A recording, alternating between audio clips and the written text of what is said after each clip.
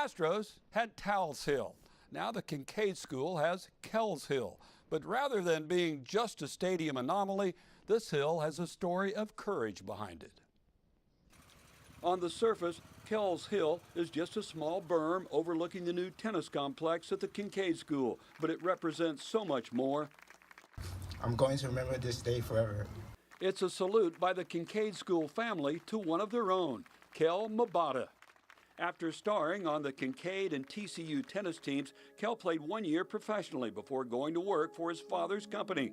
All was going well until his life changed forever 3 years ago. The first thing they said to me, holding the rifle to my face, you know you're going to die tonight, right?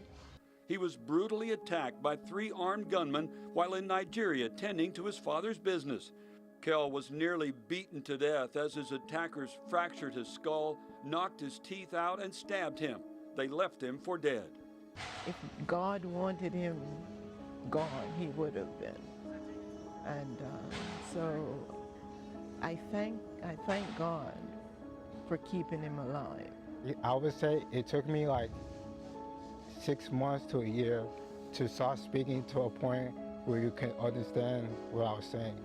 Now, after multiple surgeries, 4 brain surgeries alone, Kel is focused on getting his life back and on getting back on the tennis court. It took him less than a year to get off the wheelchair. Started walking with a walking stick. A couple months after that, dude's walking on his own 2 feet. I pulled from that is my work ethic when I was playing tennis. You know, I believe I was the hardest worker, and I believe I'm the hardest worker today in what I'm doing.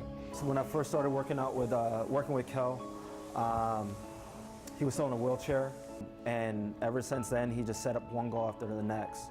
I like to say that I'm a living testimony because I shouldn't be here, and the fact I'm here it means I'm here for a big reason, and God is not done with me, and He has much bigger plans for me. So earlier this week, when Kel hit the first volley at the new Kincaid Tennis Complex, left-handed because his right side is still partially paralyzed, those who know his story best roared their approval just to see him back on the tennis court. Kel is a remarkable young man, and you can follow his comeback journey on Instagram at Kel Mabatah and on Facebook at KHOU Mabatah. Boy, what a story, man. Oh, man, he's a great guy.